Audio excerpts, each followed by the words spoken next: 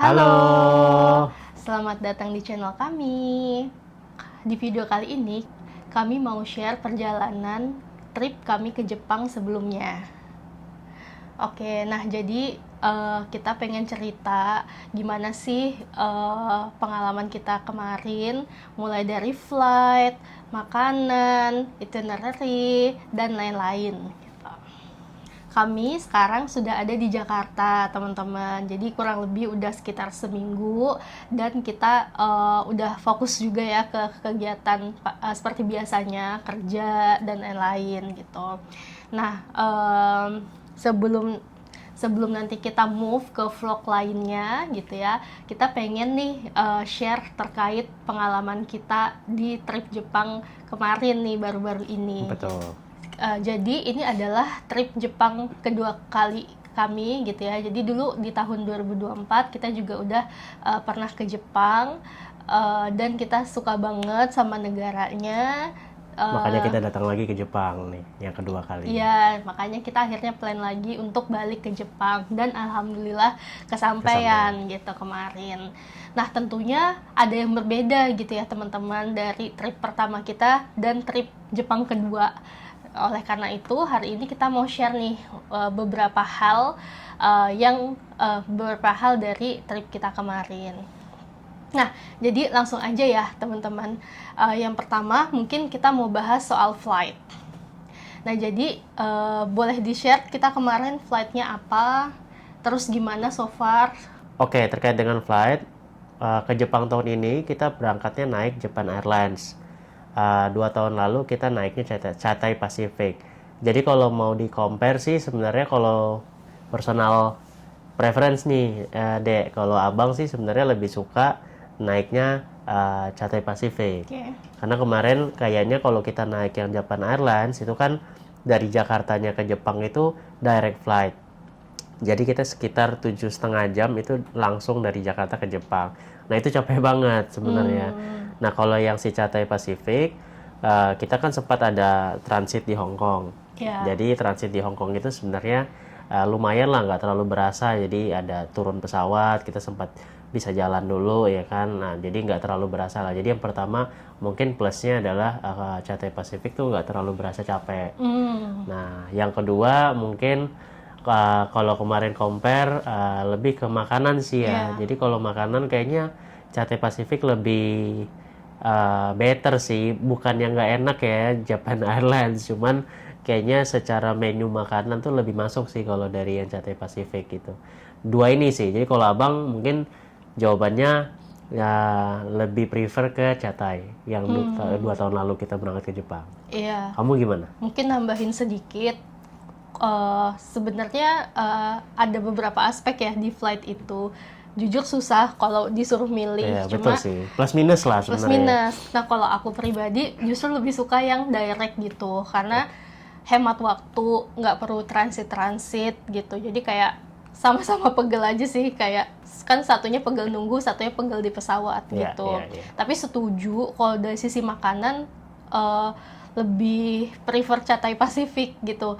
Yang pertama karena kita transit, jadi kita 2 kali ya dapat snacknya 2 kali, makan 2 kali. Terus menunya Cathay Pacific itu tuh waktu itu kayak lebih lengkap setnya itu, terus kayak menunya Jepang gitu ya, jadi ada soba, terus side dishnya tuh enak-enak banget gitu.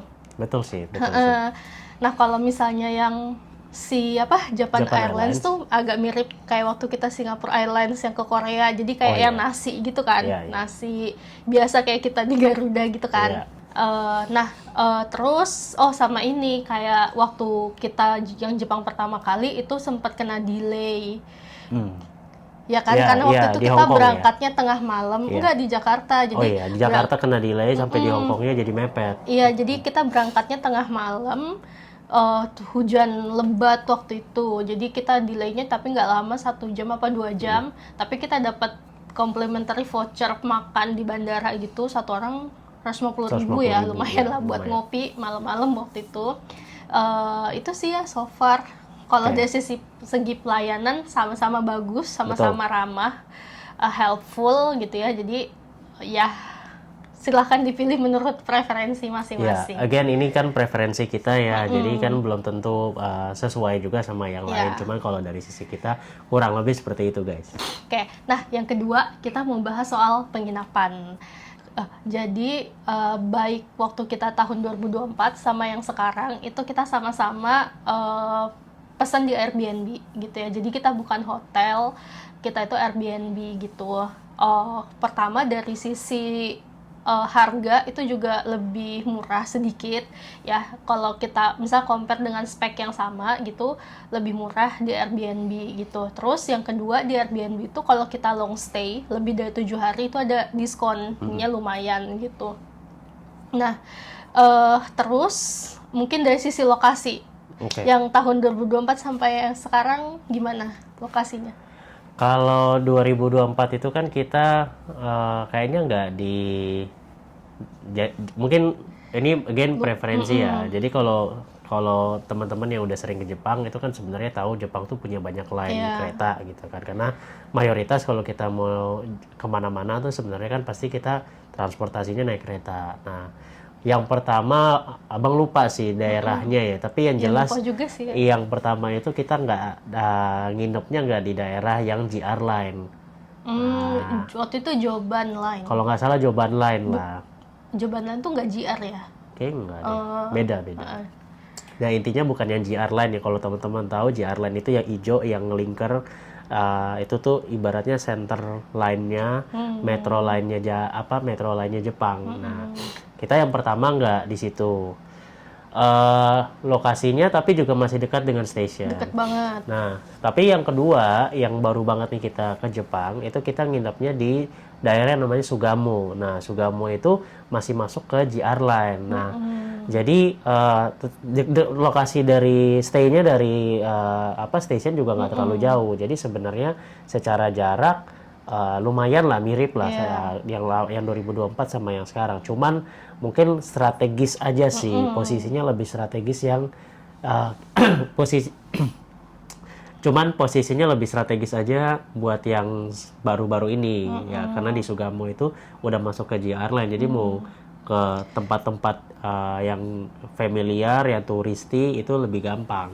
Satu line sama Shibuya, Shinjuku, Betul, Ikebukuro, Ueno, Tokyo, Nippori, Shinjuku, jadi, Harajuku. Jadi ya masih masuk ke JR Line semua. Jadi jarang banget kita pindah-pindah line ya. Iya, jadi jarang pindah-pindah kereta lah. Jadi ini balik lagi kalau abang sih ngelihatnya ya yang sekarang lebih posisinya lebih strategis. Fasilitas sebenarnya mirip lah. Beda.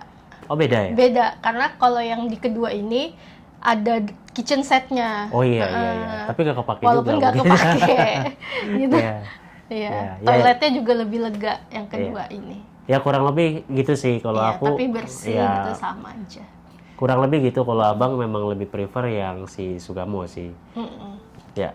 Nah, yang ketiga kita mau bahas soal internet. Jadi selama di Jepang kita itu memutuskan untuk pakai paket roaming gitu.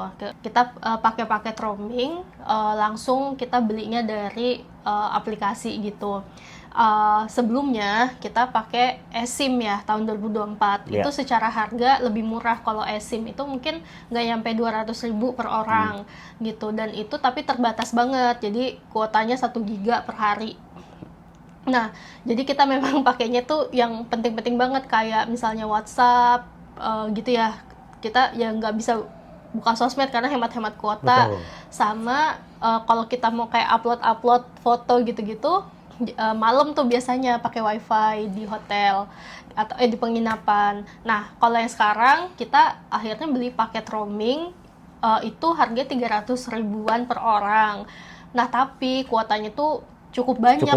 Kayak 70 giga deh. Pokoknya puluhan giga gitu. Kayak lebih deh. Iya, itu 10 hari gitu. Jadi kita nggak perlu ganti-ganti SIM card gitu ya. Terus kalau mau upload foto juga nggak mesti harus tunggu balik dulu. Benar-benar bisa update real time ya kalau pengen main sosmed atau apa. Jadi lebih tenang. Jadi walaupun lebih mahal, tapi kayaknya worth it ya. Betul. Tuh. Yang keempat kita mau bahas untuk itinerary ya. Mungkin lebih ke spot favorit. Nah, jadi di trip yang kedua ini jujur kita lebih ambis karena kita kayak udah punya target-target lokasi yang kita mau datengin. Beda banget sama waktu kita Trip di yang pertama. yang pertama tuh santai banget tripnya, kita nggak ada itinerary, jadi kayak Ngikutin aja kita, misalkan daerah iya. mana yang pengen datengin Iya, ya kita datengin. ya kita maksudnya udah research kayak oke ini bagus, tapi kayak nggak yang ada jadwalnya kapan-kapan kemana, jam berapa kemana gitu. Jadi misalnya malam nih kita di penginapan terus kayak oke besok kesini deh, Betul. cuacanya besok kayak gini kesini deh gitu. Dan itu mostly juga masih sekitaran Tokyo Iya. gitu. Nah di trip yang kedua ini kita lebih explore sebenarnya. Kita lebih eksploratif lah. Nah, mungkin cerita dulu ya. Nanti mungkin boleh rate masing-masing kali ya. Boleh. Paling sukanya yang di mana. Boleh Tapi dong. kalau secara rute sebenarnya kita kisaran Tokyo sama daerah Nagano gitu. Jadi kalau Tokyo itu ya kayak pada umumnya Shinjuku, Shibuya, Sakusa, Harajuku dan lain-lain. Nah, kalau Nagano itu kita start ada yang dari Karuizawa, Nagano sampai Toyama gitu. Nah, di masing-masing itu ada emang lokasi yang Spot-spotnya masing-masing. iya spot wisatanya lah gitu yang kita datengin. Sama kita juga ada ke pinggiran Tokyo, Kamakura gitu. Jadi kurang lebih ada 3 titik tuh, 3 area lah gitu. Walaupun kayak ya jaraknya ini ya gitu. Nah, kalau dari abang prefer yang paling suka yang mana, daerah mana? Soalnya gimana ya guys, kalau ngomongin Jepang itu kan semua daerahnya bagus ya, dan memang ada keunikannya masing-masing. Tapi kalau disuruh pilih shortlisted kali ya, yang maksudnya top 3-nya, kalau abang sih paling suka ya pasti yang main ini kita ya, main target kita, which is Alpenrode. Jadi kita kemarin kan berangkat ke Toyama, terus kita ke Tateyama, terus kita naik gunung kan. Nah, kenapa jadi paling bagus dan paling favorit? Karena kan abang belum pernah naik gunung yang kayak gitu. Terus kan itu salju, ya kan. Pengalaman pertama juga tuh salju guys. Jadi berkesan banget lah. Kalau abang pribadi ya pasti Alpenrode. Kedua mungkin baru Karuizawa. Ketiga baru Kamakura. Kalau aku nomor 1 itu Kamakura. Oh, kenapa? Nah, karena lebih ke waktu di Kamakura itu lebih bisa menikmati perjalanannya gitu. Jadi kalau di Kamakura kemarin kita itu dari turun stasiun Kamakura itu kita jalan kaki kan sampai ke tempat-tempat yang mau kita tuju. Ke jadi spot-spotnya. iya, jadi itu kayak sepanjang jalan kita beneran lihat tempat baru, terus santai. Waktu itu vibes-nya enak banget, cuacanya enak banget, dan badan itu lagi fit banget. Jadi beneran bisa menikmatin gitu. Dan bagus juga kan. Iya, nah, bener sih. Nomor kita waktu itu enak banget sih, cuacanya nggak iya, panas ya. Iya, bener. Nah, terus yang nomor 2 itu baru Alpenrode. Nah, kalau secara dibilang cantik itu nomor 1 sebenarnya Alpenrode ya. Kayak cantik banget gitu, kayak pertama kali juga pengalaman ngelihat salju gitu ya. Tapi memang kayak kalau keseluruhan perjalanan itu tuh cukup capek banget. Jadi kayak udah sampai yang di tempatnya itu kayak aduh ya cepet-cepet udah gitu. Pengen cepet-cepet jalan lagi gitu ya. Nah, kenapa? Jadi kan kalau misalnya teman-teman yang belum pernah trip Alpenrode, jadi kita itu kan beli paket perjalanan 1 hari gitu ya. Nah, itu untuk dari satu titik ke titik akhirnya itu tuh kita ada beberapa kali naik cable car kendaraan gitu. Lah naik apa ya bilangnya, transportasinya tuh pindah-pindah gitu, ganti-ganti ya. Ganti-ganti. Nah, kalau ke Alpenrode itu ada 2 jalur, ada 2 kan. Kita dari mulainya Toyama berakhir di Nagano, atau sebaliknya kita mulai Nagano atau baliknya ke Toyama, dan kita pilih yang Toyama ke Nagano kan, supaya malamnya kita langsung bisa pulang ke Tokyo. Naik Shinkansen gitu. Nah, itu durasi trip itu tuh sebenarnya agak fleksibel ya. Jadi kita setiap kali kita stop di setiap area yang di tripnya itu tuh kita terserah kita mau nikmatin berapa lama gitu. Cuma yang dibatasin adalah di tripnya tuh di jam 4 itu adalah bus terakhir jam 4 sore. Jadi ya atur aja sendiri gitu. Nah, sehingga kalau mau on time dan nggak ketinggalan bus itu, ya kita harus pagi banget gitu. Jadi kita harus bangun pagi-pagi banget. Itu tuh kita start dari Toyama, naik kereta ke Tateyama. Nah, keretanya itu juga bukan kereta cepat kan. Iya, Jadi betul. lumayan Takes time lah udah lagi perjalanan. ngantuk, terus kayak keretanya tuh kereta lama ya, kayak Dan agak dia lambat. berhenti kan. Berhentinya banyak banget. Iya. Itu satu. Terus ya udah nyampe start dari Tateyama itu tuh mungkin ada sekitar berapa kali pindah ya, Naik cable car, naik bus ya kan. kabel car, bus listrik dan lain-lain. Tapi memang setiap kali turun ada tempat ada destinasi, Iya. ada spotnya lah gitu. Cuma yang kayak topnya itu ada puncak Murodo, ada bendungan Kurobedam, sama kayak ada yang kayak Snow Wall itu puncak Murodo bukan? iya, itu di puncak Murodo gitu. Nah itu pokoknya itu highlightnya tuh puncak Murodo gitulah gitu. Dan sebenarnya walaupun juga itu cantik ya, sepanjang perjalanan itu cantik sih, kayak View-nya bagus. View-nya bagus, tapi kalau aku pribadi lagi kurang fit, jadi kayak kurang bisa menikmati, jadi sayang banget. Cuma karena kita bikin vlognya, jadi ya kita akhirnya bisa merimain lagi ya Iya, perjalanan kita gitu. Kalau diinget-inget kayak walaupun capek tapi kayak ternyata itu emang bagus banget gitu. Tapi Karuizawa gimana? Kamu nggak suka? Nah, yang ketiga itu baru Karuizawa. Oke. Nah, dari trip kita yang 2024 dulu sampai sekarang, kayaknya Karuizawa ini masuk top 3 kita terus ya. Karena kayak Karuizawa itu sebenarnya kalau naik Shinkansen dari Tokyo itu deket banget ya, kayak 1,5 jam. Terus dia tuh daerah kita bilang resort ya. Iya. Jadi Karuizawa itu daerah resort. Itu cantik banget. Tertata rapi, terus dingin kan? Dingin, dia lebih dingin dari Tokyo gitu. Dan dia sakuranya tuh telat. Jadi harusnya kita tuh pas datang kemarin itu tuh banyak banget daerah di Jepang itu yang udah sakuranya tuh udah gugur. Nah, tapi si Di Karuizawa Karuizawa itu masih ada beberapa telat dia, spot. jadi baru blooming gitu. Iya. Jadi alhamdulillah kita dapat sakura. Dapat feel dan Iya. experience sakuranya, dan itu lebih banyak daripada 2 tahun lalu kan? Iya, lebih banyak. Iya. Karena kita kayak agak lebih mundur seminggu ya trip Iya, yang iya. kali ini dari yang tahun lalu. Itu sih masuk ketiga karena Karuizawa udah pernah.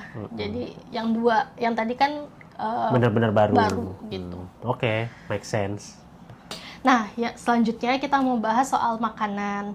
Jadi memang kalau di Jepang agak terbatas ya untuk makanan halal gitu. betul. Jadinya kita itu sebenarnya opsinya terbatas. Kalau nggak di konbini kayak Sevel, Family Mart gitu ya, Lawson. Kalau nggak ya memang yang restoran halal. Tapi Betul. memang ya dikit banget lah gitu. Mungkin kalau dari abang, kalau yang konbini ya udah ya. Konbini nggak usah kita hitung Nggak usah lah ya. kita bahas Oke, ya. oke. Maksudnya kayak sama sebenarnya beberapa menu juga sama kayak yang Iya, di Indo ya. sama aja. Kayak onigiri gitu-gitulah. Nah, kalau yang makanan Selain beratnya, konbini ya. heeh, Oke, kalau selain kombini, satu aja makanan yang paling oke. berkesan Wah, atau enak kali ya. bentar. Kalau abang sih masih berkesan tuh yang pizza sih. Iya. Pizza wagyunya. Wagyu pizza ya. Pizza wagyu. Nah itu enak banget. Jadi itu fun fact ya guys, kita tuh nggak pernah planning mau makan wagyu pizza sebelumnya. Iya. Jadi kita awalnya tuh pergi ke daerah Ginza. Sebenarnya mau nyari ya ramen-ramenan juga, karena kan Lain waktu itu kita Gede. kayak halal hamburger, ekspektasinya itu kayak steak hamburger Oh, iya, gitu, iya. Iya, jadi- pakai nasi iya. kan. ya, jadi fun fact-nya adalah kita waktu itu tuh sebenarnya mau nyari kayak hamburg yang dimakan pakai nasi gitu kan juga banyak lah di Jakarta gitu kan. Nah kita ada sempat research dapat tuh di Yang daerah halal. yang halal. Ginza. Cuman ternyata entah kenapa apa kemarin itu kita kayak menunya beda. Kayaknya menunya beda ya, intinya kira kita nggak kesana lah. Nah, Iya. akhirnya kita dapat tuh tempat pizza yang jadi halal, yang nyediain banyak menu juga. Nah, surprisingly pas kita turun, dapatnya agak di bawah gitu kan, pas masuk. Iya, basement lah. Satu, kenapa berkesan karena surprisingly meskipun dia di basement tuh bersih tempatnya. Kedua, menunya enak, pizzanya juga enak surprisingly. Jadi wagyunya nggak terlalu dikit, ya pas lah porsi dengan porsi segitu. Tapi pizzanya juga sebenarnya porsinya lumayan besar, jadi satu pizza tuh bisa dimakan berdua kan. Iya. Nah, terus dia dapat kentang goreng, ya kentangnya fresh banget. Jadi ya set menunya itu dengan harga yang ya harga Jepang lah ya. Tapi porsinya sebenarnya itu cukup banget lah. Biasanya kan dengan harga segitu kita porsinya kurang, nanti kita jajan lagi kan. Nah, ini benar-benar sampai besok paginya masih kenyang. Jadi mantap sih kalau yang si pizza. Tapi ada Kalau cerita lucu sih. Soalnya kita kenapa kenyang karena kita nambah nasi. Iya, tapi kan itu set menu kan. Set menu tambahan kita nambah karena iya. bawaannya kan kentang. Iya juga sih. Terus kita nambah kayak set gitu, nasi polosan, miso soup ya. Iya. Tapi disclaimer, kita nggak makan pizza pakai nasi, tapi kita makan si nasinya pakai miso soup, karena miso soupnya itu lumayan banyak juga kan porsinya. Tapi enak banget. Iya, kenapa enak? Karena itu kita hari yang sama kita selesaiin Alpenrode. Oh, bisa jadi ya. Iya, jadi banget. kayak pulang dari Nagano langsung ke Tokyo, lapar banget kan. Habis naik gunung. Iya sih. Dingin banget kan juga waktu itu. Jadi Ya, tapi emang enak sih, beneran. Kalau aku itu pizza. Oke. Nah, kalau aku ya ini panga. Mungkin kalau waktu tahun 2024 menurut aku ramen Honolulu. Oke. Ya, tapi yang sekarang panga sih, panga barbecue. Oke. Jadi Yang Korean kalau nggak salah, barbecue ya. kalau nggak salah panga itu Korean barbecue chain-nya punya Korea gitu ya. Tapi lumayan terkenal tuh di Jepang karena halal gitu kan, di kalangan muslim gitu. Enak juga sih. Iya, nah kita sebelum panga kita pernah beberapa hari sebelumnya tuh kita cobain gyumon kalau nggak salah gitu. Ya, Nah, yang barbecue juga. iya, nah enak juga tapi kayaknya panga lebih oke ya. Lebih gitu. oke dari Tempatnya sisi menu. lebih luas. Ya, Terus tempatnya luas. dagingnya itu tuh beneran kayaknya kualitinya bagus banget deh panga itu. Iya sih. Gitu, terus dia ada lunch menu set yang kayak lumayan affordable gitu. Itu enak sih karena ya ada dagingnya, terus nasinya, ada supnya, jadi kayaknya paketnya pas lah. Iya. Gitu. Oke. Ya kalau untuk makanan. Fair. Nah, selanjutnya kita mau bahas soal shopping. Waduh, ini agak berbahaya nih. Nah, jadi kan banyak banget kan yang bilang Jepang itu adalah surganya belanja gitu. Betul. Karena memang kalau di Jepang itu bikin kalap gitu Betul. ya. Ada aja guys, soalnya kayak barang-barangnya tuh even yang kecil-kecil lucu-lucu itu bagus, kualitinya bagus, terus harganya juga murah. Pasti nggak sengaja masuk saku. Jadi walaupun tidak niat belanja tapi susah gitu. Susah untuk menahan. Iya. Nah, pas di Jepang kemarin sebenarnya kita dua ya sebenarnya. Yang pertama beli oleh-oleh, yang kedua adalah emang buat pribadi. Ya, nah, kalau buat pribadi itu sebenarnya kita juga belinya yang karena untuk support trip kita kali ini. Benar. Gitu. Nah, mungkin Abang boleh share yang purchase yang pribadi. Atau best purchase Abang kemarin apa yang waktu selama di Jepang? Best purchase tas sih. Tas ya. Iya. Nanti mungkin kita bikin video terpisah ya. Kita shopping haul Jepang mungkin ya kalau sempat. Tas sih kemarin itu sebenarnya fun fact-nya adalah nggak sengaja, itu nggak kepikiran awalnya. Iya.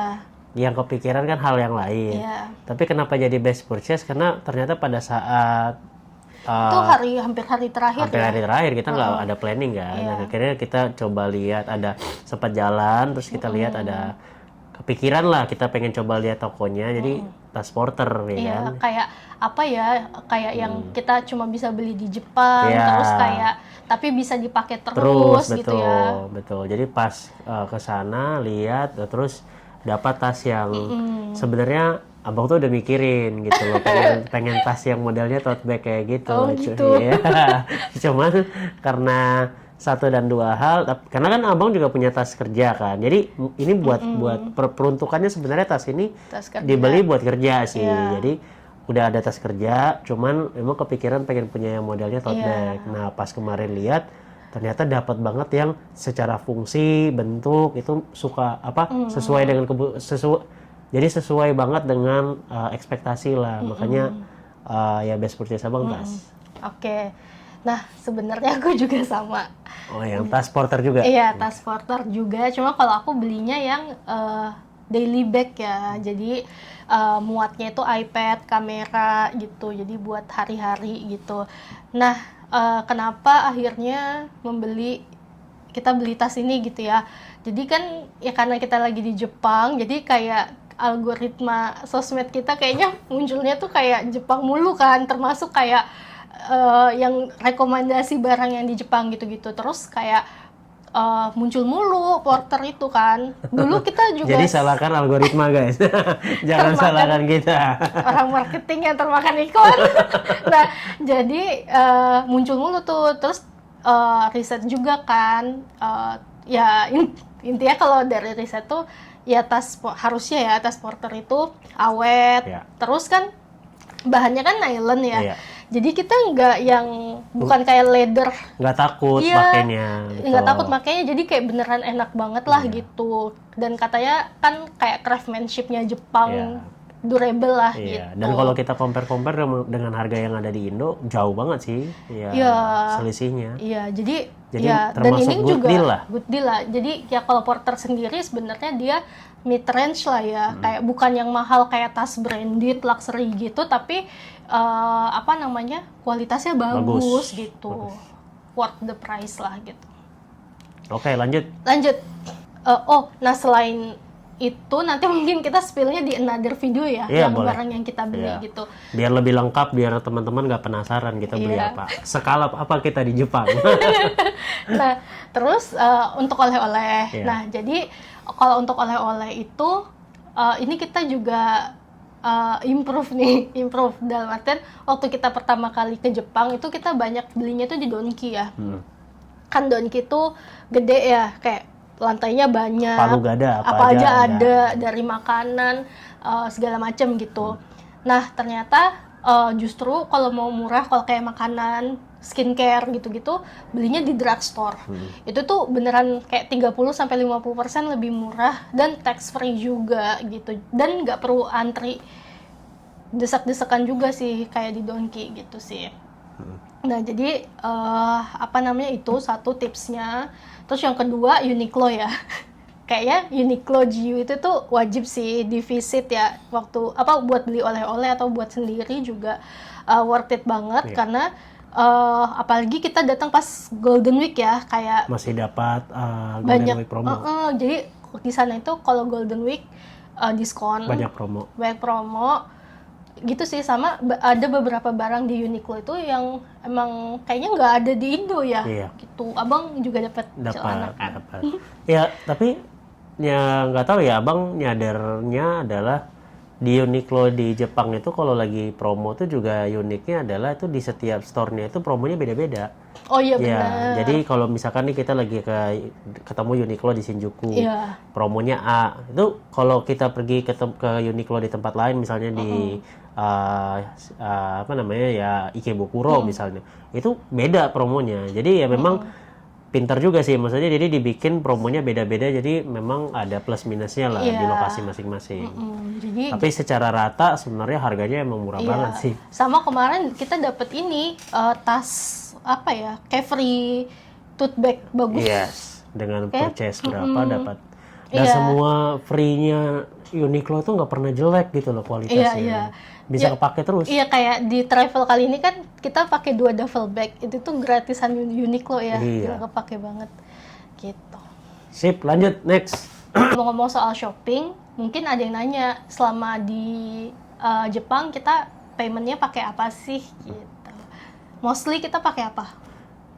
Mostly kita pakai cashless, kita pakai kartu kredit. kartu kredit. Nah, Oke, tapi ini sebenarnya nggak ada yang benar, nggak ada yang salah ya sebenarnya. Karena kan di Jepang itu acceptance kartu kredit dan juga cash-nya tuh sama Iya, sama enak aja sih. proportionnya gitu kan. Jadi nggak ada masalah juga buat teman-teman mungkin yang nggak punya kartu kredit, tapi misalkan heavily pakai cash, nah itu di mana aja belanja masih bisa diterima juga kok. Apalagi kalau yang pas kita ke daerah kan, kayak yang di pinggir-pinggir Tokyo, atau yang di Toyama misalkan, itu tuh banyak banget tuh yang masih bisa terima cash ya.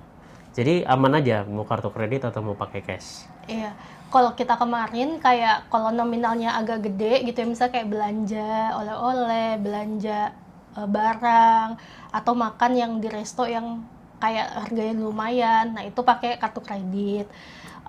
Nah, Betul. tapi untuk cash itu kita kayak untuk beli IC card, top up IC card, terus kayak di tempat wisata itu kayaknya beberapa cash gitu. Jadi kita jaga juga sih biar kayak sampai hari akhir tuh cash kita bisa ini ya cukup. Sama ini kita nggak tahu juga sih, soalnya kayak kalau narik di ATM itu potongannya kan lumayan ya. Terus pasti ada limit sekali tarik tuh cuma bisa berapa gitu sih. Jadi menurut kita kombinasi dua itu cukup ya. Nah, cuma kita kalau kartu kredit ya kita langsung bayar selesai trip, jadi nggak kena bunga kita gitu. Jadi benar-benar buat untuk transaksi aja. metode payment aja sih gitu.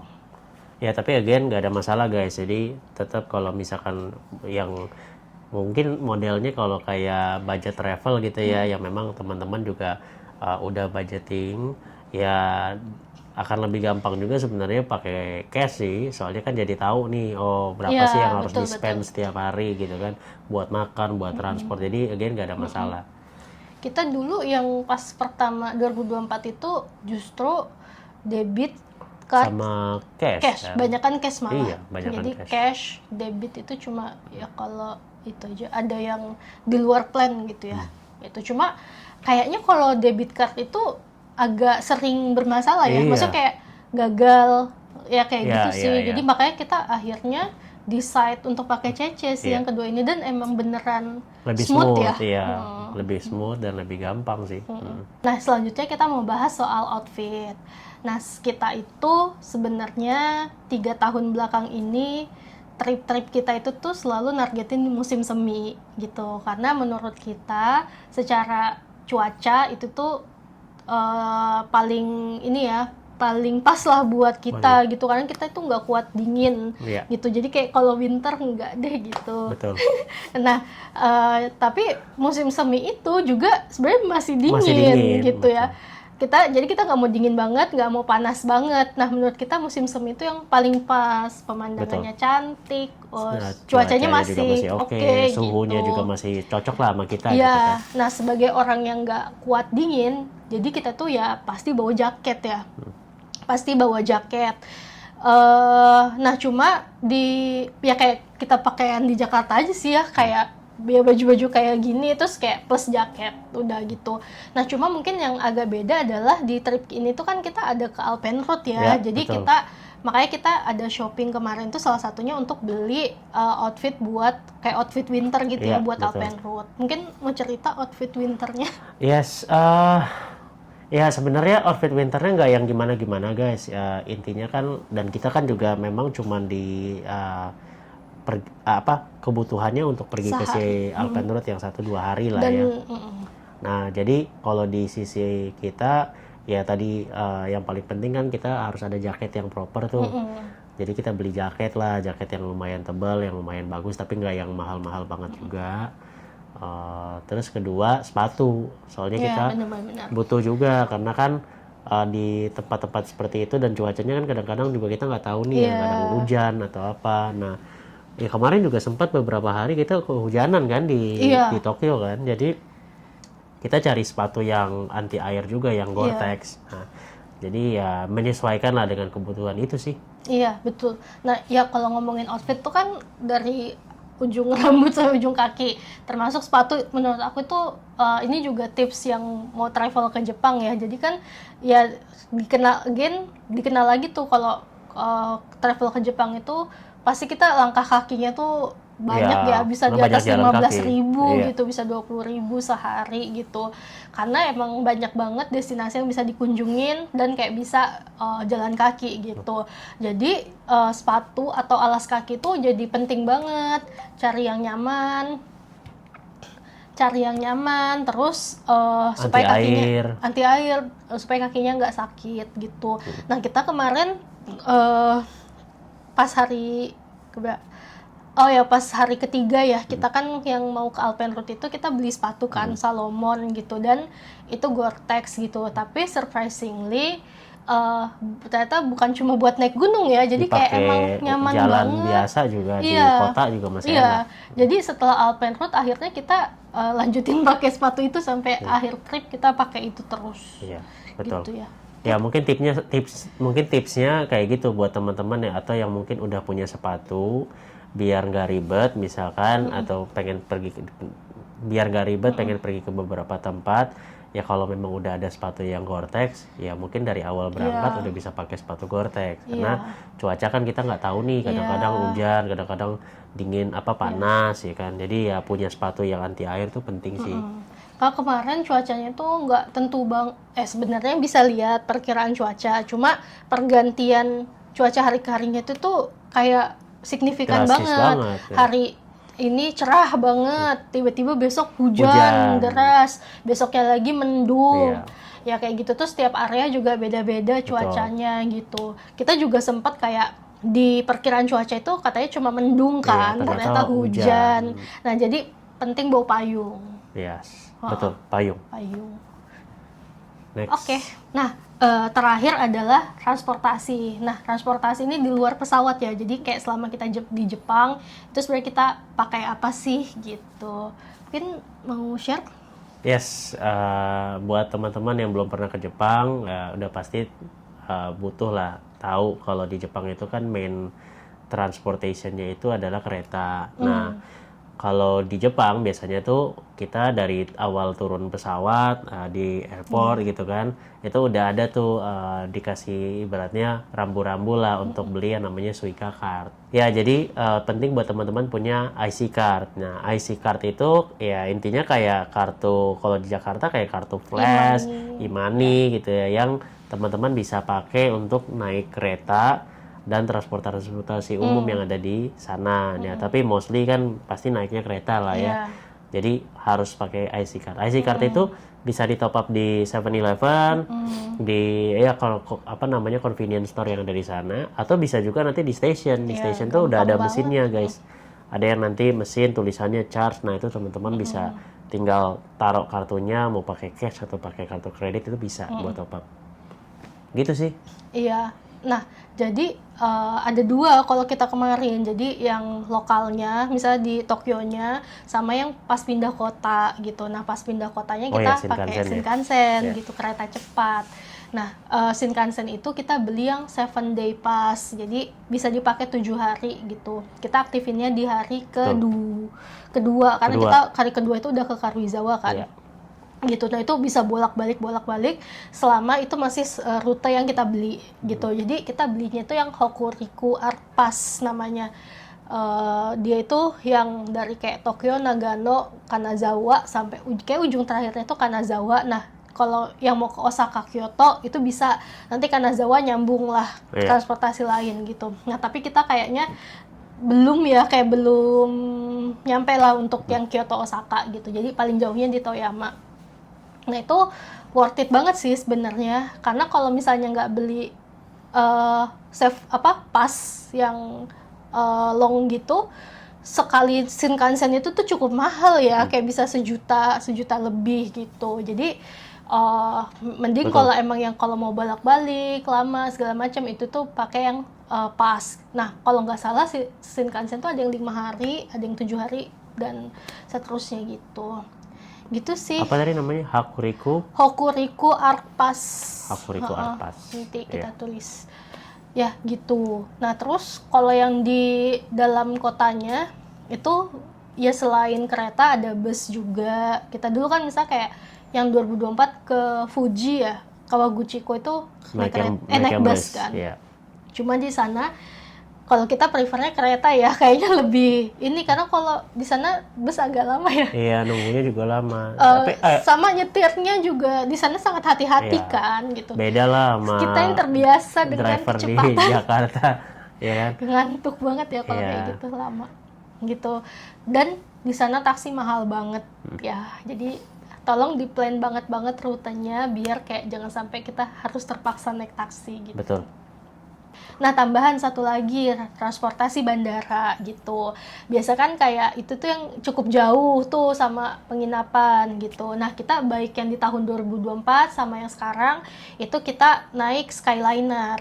Jadi kayak kereta cepat dari bandara ke tengah kota bandara lah. ke tengah kota gitu. Dan itu titiknya kita di Nippori ya, sama ya. Nah, di Nippori. Dan again, Nippori itu kita satu line sama JR Line, ya. JR Line lah gitu.